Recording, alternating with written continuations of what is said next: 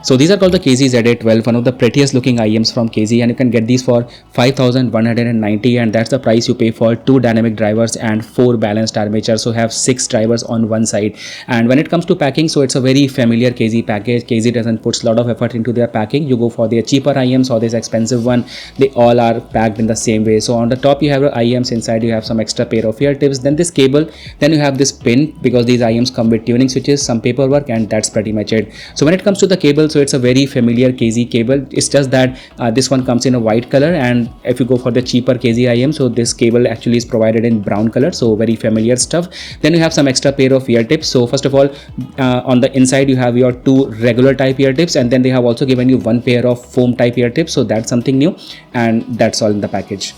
So starting off with the design and build quality, so these ZA12 are a combination of metal and resin, and the most attractive part of these IEMs is the face plate. So if you touch from the outside, it feels very smooth, but if you look at it, there is sort of a diamond shaped structure that is there on the inside that feels very premium and of a very high quality. You have the ZA12 branding on this particular part, and I just want to mention that after KZ launched their KZ Caster series like the Caster, Caster Pro, and there are plenty of other IEMs like the KZ Vader and also the CCA Trio and the ZA12. So all these IEMs that KZ have launched in the recent years, they are coming with one of the finest build quality. Although cable is not one of the best, starting from their like budget range to the mid range, but yeah, the quality of IEMs is definitely one of the best. Now talking about the comfort and fitting, so all these IEMs like these ZA12, then you also have the KZ Caster and the Caster Pro, they all coming with the same kind of design and the same kind of ergonomics. So even with the ZA12, you won't be having any sort of issues related to comfort and fitting, even though I don't have wires on it right now, but they are fitting very nicely, no issues at all. And this is the same kind of feeling that you might have with the KZ Caster or the KZ Caster Pro. So fitting and comfort is definitely not an issue with these IEMs. These IEMs have an impedance of around 45 ohms, and any smartphone can drive any audio accessory up to 32 ohms. So in case you want to drive these properly, don't forget to include a DAC with these. And these IEMs are available in 2 versions. This is the version with tuning switches, and there is also a version without tuning switches. So recently I made a video on how effective are these tuning switches that are recently coming in all these KZ IEMs. So don't forget to click this card, and also I link the video in the description. And I think in case there is a price difference between the 2 variants, so you can also opt for the version that is coming without tuning switches. So first of all, the thing is, what's the correct way to drive these IEMs? So I tried these IEMs with my PC using the Spotify application, and I used it with and without the DAC. So first of all, if I'm using it without DAC, so I can pump up the volume to the level of 80 where these IEMs get unbearable to listen. And if I'm using it with my DAC, which is the Hi-Res DAC, the Fosse Audio DS2, so the bearable volume lies somewhere between 35 to 40. So there is kind of a 40 or even a 50% of a volume difference if you're using it with and without the DAC. This is something you should know. So definitely, like the 45 level of impedance is high on these IEMs, so you should definitely include a DAC.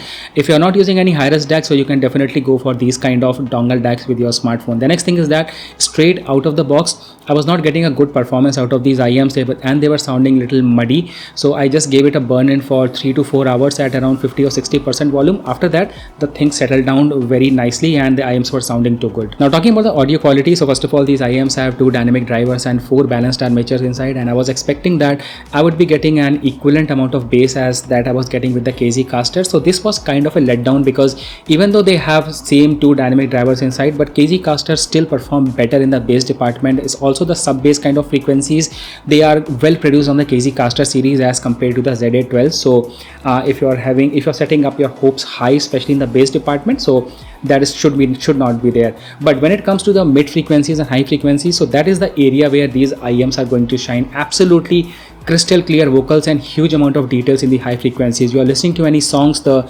instrument separation is definitely on a high level, and when you are watching any sort of movies, so dialogue based content is also very accurate. So I mean, after a long time I'm coming across, you can see a KZ IEM that satisfies me well, especially in the mids and the high frequencies. Now if you talk about the general property of the KZs and the kind of drivers they are using and the kind of character they have, so any kind of KZ IEM, it's detailed in the high frequencies.